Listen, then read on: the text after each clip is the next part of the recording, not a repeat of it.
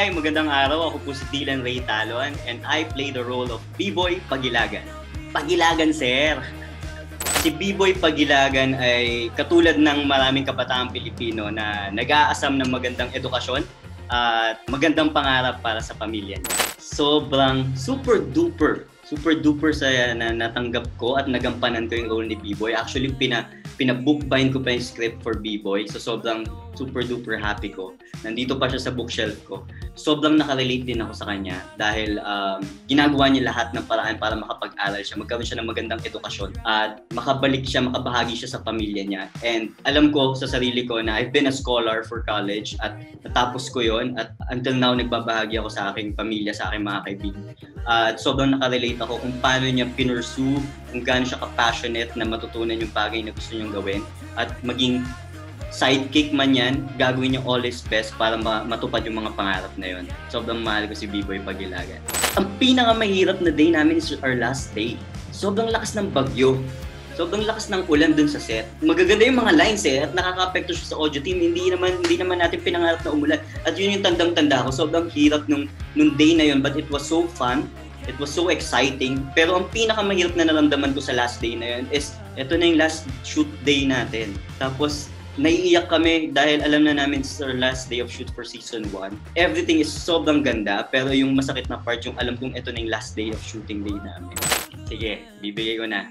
Captain Barbell. Favorite ko siya kasi simula na panood ko yung Captain Barbell ni Dolphy. Sobrang pinangarap ko maging Tenteng dahil hindi siya superhero pag inangat na niya yung barbell eh. Bilang Tenteng pa lang, alam na natin, normal na mamamayang Pilipino, superhero na agad siya dahil sa kanyang mga morals at mabuting puso. Parang gusto kong maging Bilao Boy. O kaya, Boy Bilao.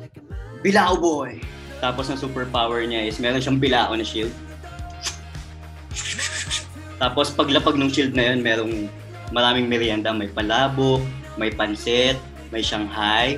Tapos lahat ng mga tao magsasalo-salo lang at magkikwentuhan. So yun na yung superpower ko, yung mapag-e-enjoy ko lahat ng mga mamamayang Pilipino para magmerienda at magkwentuhan lang at mag-share ng kanya-kanya nilang mga kwento at mag-enjoy lang sa Bilao Boy. Hindi. Tingin ko, mas nakakadagdag nga yun eh. Dahil pag ang isang superhero ay may mga weakness at nire-recognize niya yung weaknesses na yun, mas nagiging super pa siya. At pag yung recognition ng weakness na yun ay grino niya pa, ito yung mga pagkukulang ko, ito yung mga pagkakamali ko, giging mas super duper pa nga siya eh. Super duper hero na siya noon. Ganon! Tulad ng sinasabi ng marami, ang real life superheroes natin ngayon ay para sa akin din ay ang mga OFW.